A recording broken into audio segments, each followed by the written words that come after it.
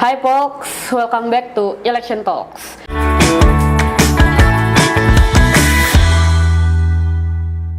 Nah, di episode kali ini kita akan membahas mengenai let's say hal yang masih populer juga, bahkan lagi populer, tentang cawe-cawe Presiden Joko Widodo.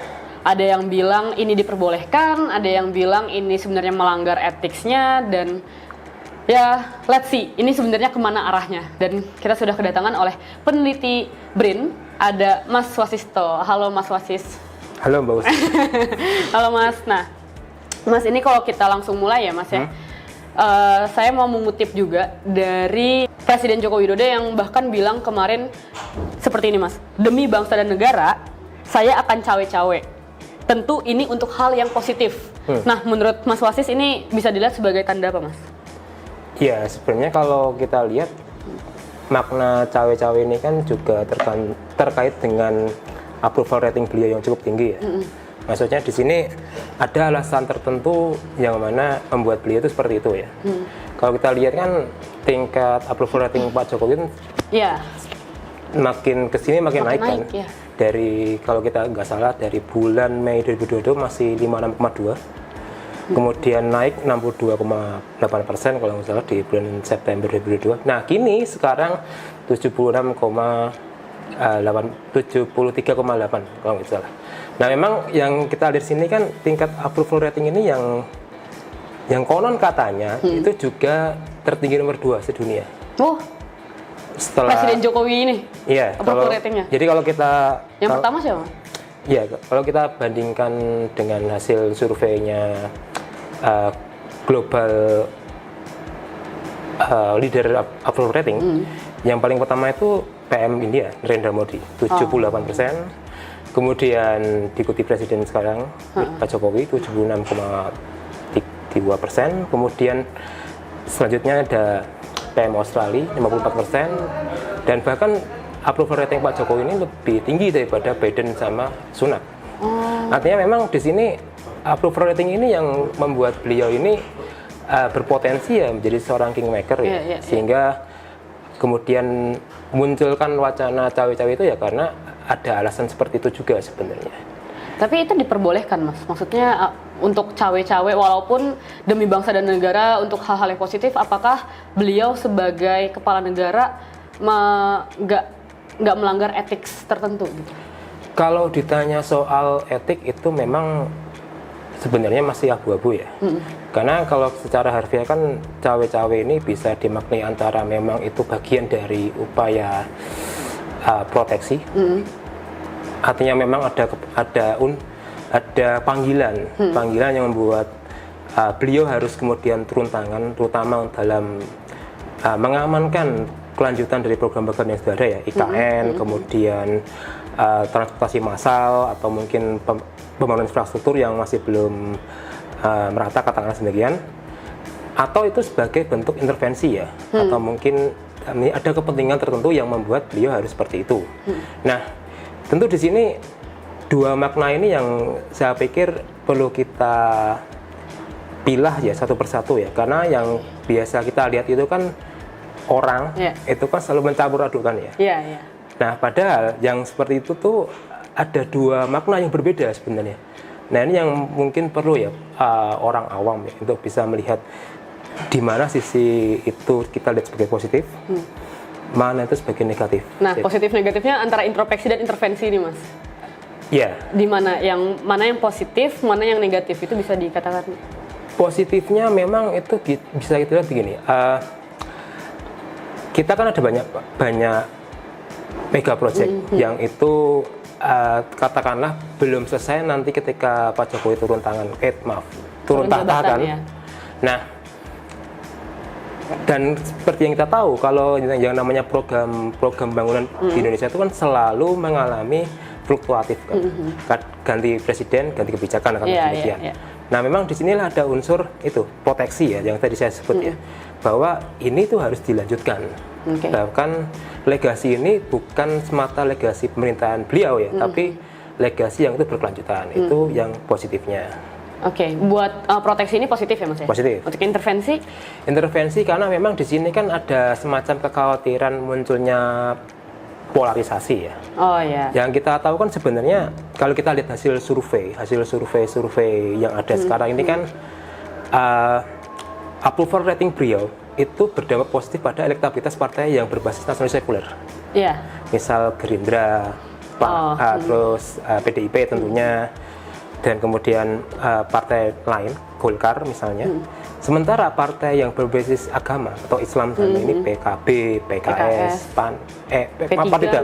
P3 itu tidak mengalami dampak elektoral yang signifikan ya dari capaian approval rating Pak Jokowi. Jadi memang di sini kita belum lihat bahwa ada tendensi polarisasi di sana. Jadi kenaikan capaian Pak Jokowi yang selama ini kita lihat yang sampai detik ini yang sampai poin tertinggi ya 70-an persen, itu yang masuk paling tertinggi sepanjang sejarah. Dan itu ternyata dampaknya ke partai yang berbasis nasionalis sekuler. Sementara yang partai kotel efek itu bisa dikatakan. Ya, sementara yang partai yang berbasis agamis itu tidak mengalami dampak seperti itu. Nah, ini yang menjelaskan kenapa yang kita lihat sekarang ya peta elektoral, kenapa kemudian Ganjar Pranowo atau Prabowo itu mengalami elektoral yang signifikan, karena memang ada asosiasi seperti itu. Dari efeknya Pak Jokowi yang cawe-cawe ini ya? Iya, bukan, yang approval ratingnya. Karena approval ratingnya Pak Jokowi? Sebelum sampai ke cawe-cawe ya.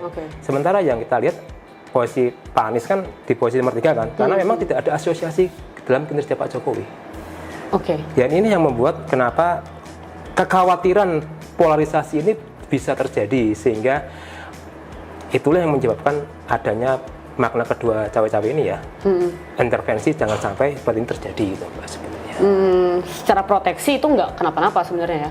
Nggak kenapa-napa. Secara intervensi itu yang nggak boleh Mas?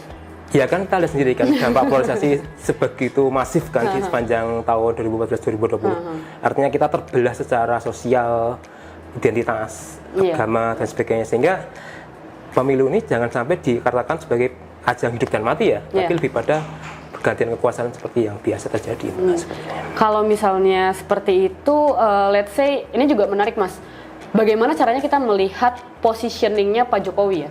Kayak saat beliau cawe-cawe manggil seluruh partai misalnya, ada yang mengatakan bahwa di situ Pak Jokowi again seperti politisi gitu, bukan sebagai kepala negara. Nah, sebenarnya itu menurut Mas Wasi sendiri, apakah itu diperbolehkan bahwa kepala negara bertindak seperti politisi karena beliau mengikut cawe-cawe ini, kayak mengatur dinamika politik yang ada di Indonesia ini, Mas? Sebenarnya kalau kita melihat manuver-manuver yang ada ya, itu kan kita perlu melihat sosok Pak Jokowi ini sebagai seorang politisi ya. Kalau manuver itu politisi? Politisi. Karena memang hal itu biasa lumrah terjadi dimanapun ya. Seorang incumbent di negara demokrasi maju sekalipun akan berdaya demikian, asalkan itu dalam satu partai ya, atau mungkin satu ideologi. Dan itu hal yang lumrah dalam negara demokrasi sekalipun ya, di mana endorsement itu atau mungkin praktek di sini cawe-cawe ya, itu terjadi, itu hal yang biasa. Cuman kalau yang itu dilakukan di dalam menggunakan fasilitas negara ya sekalipun, itu mungkin bukan pada tempatnya, bukan pada fungsinya katakanlah. Sehingga disinilah kita perlu melihat bahwa cawe-cawe ini akan lebih baik kalau kita lihat sebagai kapasitas sebagai seorang politisi ya. Karena sebagai seorang kepala negara, kepala pemerintah itu harus netral, dan itu juga sudah umum terjadi di negara demokrasi manapun ya. Nggak mungkin misalnya kayak yang sekarang kita lihat, atau dulu ya misalnya Obama mengendorse Biden di Capitol Hill kan nggak mungkin kan. Itu kan di luar kampanye, bisa di kampanye kan. Ya seperti itu sebenarnya. Ini Jokowi Obama style ya berarti dia mengikuti seperti itu. Tapi berarti kalau misalnya let's say kita bilang Pak Jokowi ini sebenarnya bisa aja melakukan manuver-manuver politik, memanggil para ketum-ketum partai ini, lalu mengadakannya misalnya di warung makan mana gitu, itu bisa ya Mas ya? Itu hal yang biasa. Itu hal yang biasa ya? Karena sebagai manuver politik dia harus dilihat sebagai sosok politisi, bukan sebagai kepala negara. Betul. Tapi kepala negara dia harus netral gitu ya? Iya. Karena kan yang kita lihat sekarang ini kan Pak Jokowi ini bukan yang pemilik partai kan? Iya. Artinya konsolidasi seperti ini penting gitu agar memang legasi kekuasaan itu berjalan secara smooth gitu loh, lancar sebagainya. Jadi beliau bertindak sebagai petugas partai malah, Mas. Lebih pada bukan petugas partai ya, tapi lebih pada bagaimana beliau sebagai seorang katalis ya, yang itu memastikan bahwa ini berjalan lancar, on track, dan sebagainya. Kira-kira Pak Jokowi sebagai politisi ya, kita lihat bukan sebagai kepala negara, mungkin kepala negara beliau nggak akan endorsement secara terang-terangan ya siapa yang akan di-endorse. Maksudnya dia nggak akan bilang dia mendukung siapa, nggak akan bilang kayak mendukung Jokowi, mendukung Prabowo, mendukung Ganjar, atau mendukung Anies. Tapi dia sebagai politisi, dia akan nggak kira-kira? Kalau itu sudah pada masanya, masa kampanye, dan memang itu mendekati hari H, dan itu tidak dilakukan di fasilitas negara, itu tidak masalah sebenarnya, karena memang itu hal yang biasa terjadi ya di negara-negara demokrasi berkembang ya. Nah, cuman memang banyak orang kemudian salah tafsir soal ini ya sebenarnya. Yang ini yang perlu kita kemudian garis bawahi sebenarnya. Ya, karena kan banyak yang media juga banyak yang bilang, publik bahkan merasa bahwa ini sangat tidak pantas ketika Pak Jokowi misalnya bilang ya dukungan terang-terangnya untuk Ganjar atau untuk Prabowo, dan dia masih sebagai presiden gitu.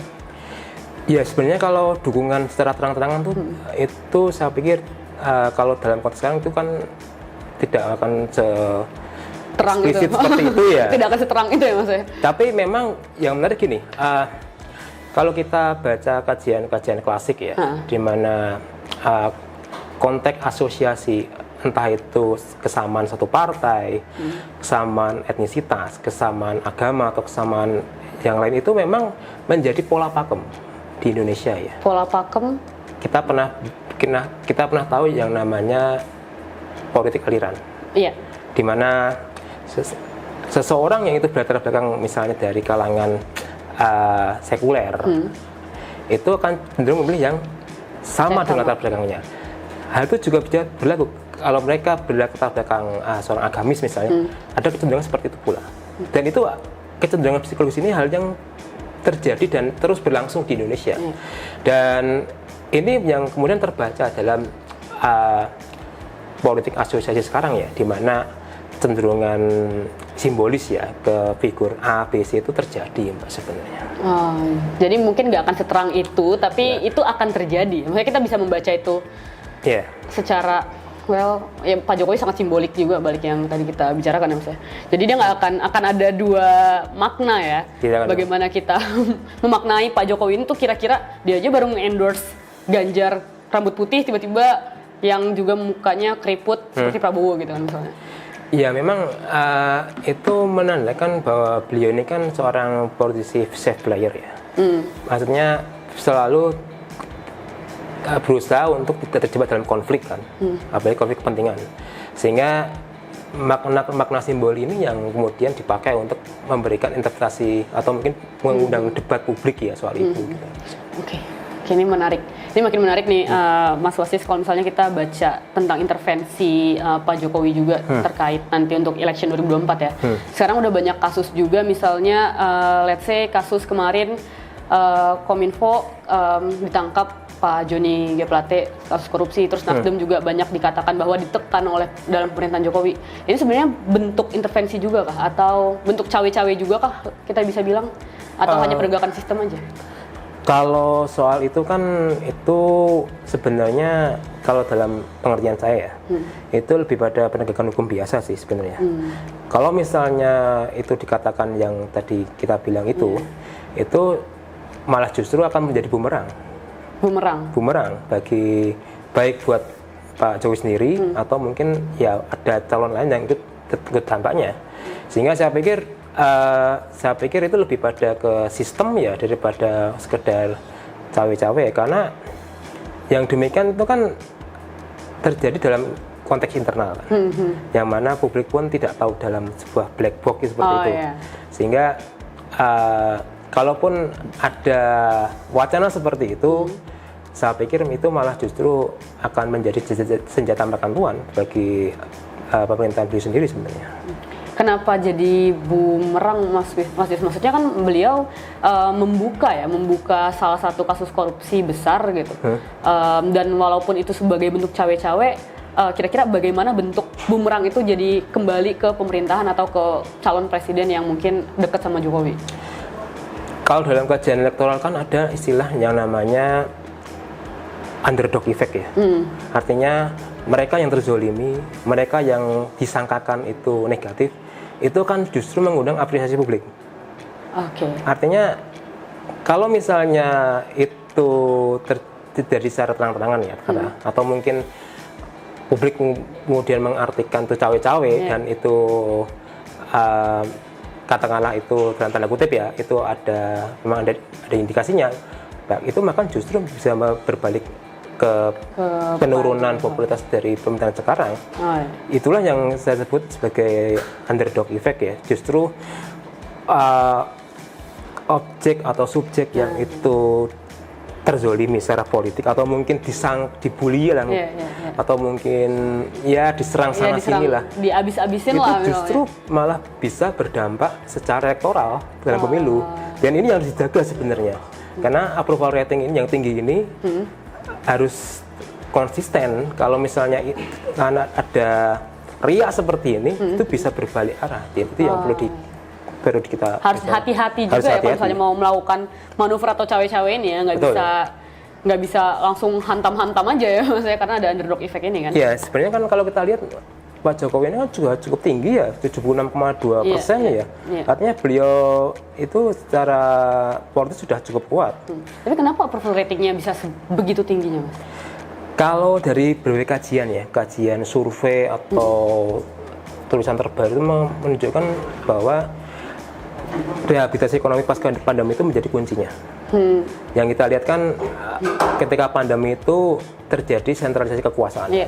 Ekonomi dikuasai negara, kemudian semua aturan diregulasi negara, dan dampaknya kita lihat sampai sekarang kan ada hubungan ketergantungan yang cukup signifikan kan, baik dari negara ke masyarakat atau ke pelaku usaha, dan itu yang membuat impresi positif sebenarnya, yang kemudian membuat approval rating Pak Jokowi dan pemerintahnya tinggi. Bahkan kalau kita lihat survei Kompas yang terbaru kan bilang kan yang 18% akan mendukung pilihan Pak Jokowi kan, kalau misalnya itu mengikut tegak lurus arahnya Pak Jokowi kali ini. Ya meskipun ada yang 53% itu masih ya dan tidak, tapi kecenderungan ya itu yang membuat perlu kita lihat bahwa sebenarnya kalau secara politis sudah cukup kuat dan tidak perlu sekalipun cawe-cawe secara eksplisit tidak perlu soal sebenarnya. Berarti sebenarnya apakah endorsement Pak Jokowi ini masih berarti bisa kita bilang ya endorsement Jokowi ini masih relevan? Kalau relevan dan signifikan ya mungkin ya. Kalau itu approval ratingnya continue ya Mbak ya, sampai akhir tahun ini mendekati titik akhir pencoblosan, itu sangat signifikan. Sangat signifikan berarti dalam mendukung salah satu calon tertentu ya. Karena yang tadi kita bilang, kecenderungan asosiasi politik ini yang membuat atau afiliasi seperti ini yang membuat calon atau partai itu mendapatkan dampak elektoralnya sebenarnya. Yang ini yang perlu kita lihat bahwa salah satu sumber terkuat sekarang ya Pak Jokowi ini sebenarnya kalau secara politis ya. Tapi kalau misalnya kita bicara tentang peta politiknya Pak Jokowi ya, kita melihat endorsement Pak Jokowi ini sangat relevan dan signifikan sampai di akhir tahun. Kita bisa coba ngambil studi kasus misalnya PSI gitu Mas. PSI dari awal udah mau tegak lurus bersama Jokowi. Tapi kalau kita lihat secara public opinion ya, selintas tuh bahwa PSI ini kok jadinya dianggap quote on quote sangat menjilat Pak Jokowi gitu, kayak apa-apa Pak Jokowi, dan itu menurunkan popularity dan likability-nya mereka gitu. Nah berarti kan ini ada sesuatu yang nggak linear nih, kalau misalnya tadi dengan mengikuti endorsement-nya Pak Jokowi bisa meningkatkan elektoral, tapi kenapa yang ini tidak bisa mengikuti elektoralnya Pak Jokowi gitu maksudnya, yang PSI ini? Nah kalau kita melihat manuver PSI ini kan manuver partai non parlemen ya, yang berusaha kan gini. Manuver itu tidak selalu berdampak secara elektoral ke kursi legislatif. Oke. tapi bisa ke eksekutif atau mungkin jabatan tertinggi lain di lembaga-lembaga lain lah. Artinya memang meskipun katakanlah saat ini belum secara elektoral, tapi secara jaringan, secara positioning, secara sumber daya itu masuk. Oh, berarti ngambil secara sumber dayanya ya? Ya, maksudnya aksesibilitas ke eksekutif. Karena memang sejak makin tingginya approval rating Pak Jokowi ini, eksekutif ini dari sumber yang sangat kuat sekarang dibandingkan legislatif maupun yudikatif ya. Iya, iya. Maksudnya sering tersorot, sering mendapatkan akses, sering mendapatkan atensi publik, sehingga itu yang membuat kenapa Pak Jokowi dan pemerintahnya tuh mendapatkan porsi lebih dalam kekuasaan sekarang. Oh, jadi mungkin yang kalau misalnya dalam studi kasusnya PSI ini bukan secara elektoralnya dia mendapatkan, tapi secara akses ya, aksesibilitasnya yang mereka bisa dapatkan. Oke, yang terakhir Mas, kalau tadi kita lihat dari segi partai politik ya, kenapa harus masih signifikan dan relevan mengikuti endorsementnya Pak Jokowi ini, peta politiknya Pak Jokowi. Tapi kalau dari kitanya sendiri, dari anak mudanya sendiri, dari publiknya sendiri, apakah kita juga harus menunggu dari endorsement Pak Jokowi, atau sebenarnya menurut kita itu nggak relevan sama sekali? Ini yang menurut saya agak paradoks ya kalau kita melihat ekspresi anak muda sekarang ya. Kalau kita lihat survei Kompas atau mungkin survei lain ya, Indikator atau mungkin LSI, itu kan kecenderungan generasi Y atau Z itu masih atau Z tentunya itu kan beda dengan Y kan, yang mana mereka cenderung memilih katakanlah figur yang itu Bapakisme. Atau kemarin sih Litbang Kompas Prabowo ya Mas ya. Ya, atau mungkin yang ayah. Ya, maksudnya di sini yang perlu kita lihat pola Bapakisme ini yang menurut saya agak menarik ya, kita melihat generasi Z tentunya ya. Yang mana kan mereka kan sudah dikategorikan digital native ya. Maksudnya mereka sudah punya akses ke lebih dan sebagainya. Tapi ketika ke politik mereka masih menggunakan pola pakem lama. Dan saya pikir di sini yang masih menjadi PR besar adalah mungkin karena kandidasi anak muda masih minim ya. Maksudnya yang itu di luar dari katakanlah bagian dari keluarga politik ya. Artinya mereka yang memang berangkat dari bawah itu yang masih belum mendapatkan peluang ke atas, sehingga ini yang membuat kenapa anak-anak muda sekarang masih berpikir dengan pola pikir lama ya. Cenderung memilih figur yang senior, figur yang tegas, figur yang merakyat, yang itu kan bahasa-bahasa lama generasi baby boomer ya sebenarnya. Jadi seperti demikian. Oh, jadi menarik ya, malah justru generasi muda ini kalau menurut Mas Wasis lebih melihat kepada cara-cara lama ya. Ya, karena kan generasi Z ini beda Z ya. Kalau seperti Y, seperti saya ini kan Mas Wasis sih? Oh iya, berarti kita masih muda Mas. 90. Kalau seperti saya ini kan cenderung, kalau saya berkaca saya sendiri ya, itu kan cenderung memilih figur yang progresif katakanlah. Karena masih terbawa idealisme kan. Kalau generasi Z ini kan mereka kan generasi yang dibentuk di rumah. Maksudnya mereka kan bukan seperti generasi Z yang itu yang mana mereka bebas berekspresi kan. Kalau ini kan generasi yang itu kalau saya bilang bahasanya itu guided generation kan, yang terpandu gitu loh, terarah gitu. Makanya figur orang tua itu menjadi nilai yang paling utama gitu loh. Dan itu terbawa ketika ke pemilu ya, di mana kita melihat ya, survei sudah membuktikan ya, di mana kecenderungan mencari seorang tua ini yang menjadi pilihan sebenarnya. Kebetulan 3 capresnya itu ayah semua ya Mas. Ayah semua. Kan nggak ada ibu kan soalnya kan. Ayah semua. Iya. Walaupun yang kemarin Litbang Kompas itu kan baru mengatakan bahwa Prabowo Subianto paling populer dan paling ingin dipilih oleh Gen Z dan Gen Y gitu ya. Mungkin bisa dikatakan juga bahwa kita melihat sosok ayah itu tuh, atau mungkin ada faktor kedua ya. Kalian tadi saya bilang kan lebih pada mencari figur seorang orang tua ya. Yang kedua kan mungkin lebih pada siklus politik ya. Di Indonesia kan siklus sipil militer kan selalu berkembang. Artinya ini seolah menjadi semacam pola yang bergantian gitu Mbak. Artinya kita butuh pemimpin sipil sebagai antitesa militer, misalnya otoritarianisme atau mungkin represif. Namun kita butuh sosok militer atau mungkin sosok mantan militer karena memang antitesa dari sipil yang kurang tegas katakanlah, terlalu permisif atau mungkin terlalu banyak wacana, tidak seperti militer yang langsung komando misalnya. Langsung action gitu ya. Artinya memang di sini siklus sipil militer ini juga yang menjadi pertimbangan pula, Mbak. Artinya kita melihat apa yang terjadi di pemerintahan sekarang. Artinya itu yang mungkin mengaruhi juga ya kenapa kemudian generasi muda itu memilih figur mantan militer sebagai antitesa dari pemerintahan sekarang. Mungkin seperti itu. Itu barisan kedua sebenarnya. Oh ya, ada beberapa chance lah ya sebenarnya kalau kita melihat dari ini.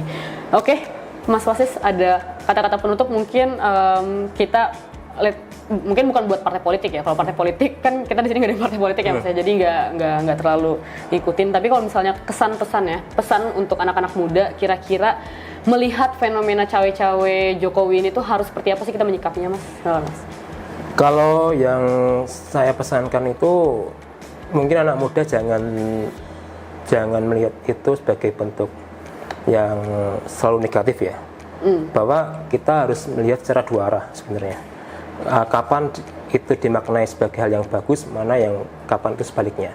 Tergantung pada di mana kita melihat itu untuk ke depan sebenarnya.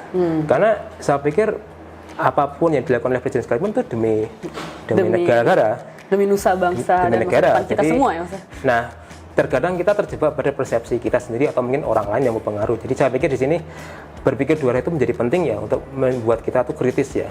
Artinya tidak selamanya tuh presiden itu salah dan tidak selamanya presiden itu benar. Artinya kita perlu melihat secara seimbang lah dalam hal ini. Nah itu mungkin menjadi menarik ya Mas ya. Tidak selamanya presiden itu benar, tapi tidak selamanya juga presiden itu salah gitu ya. Oke, baik. Terima kasih banyak Mas Wasisto atas waktunya. Itu teman-teman tentang episode cawe-cawe Bapak Joko Widodo. Menurut teman-teman gimana? Menurut Polks gimana? Komen di kolom komentar dan sampai jumpa di episode berikutnya. Dadah!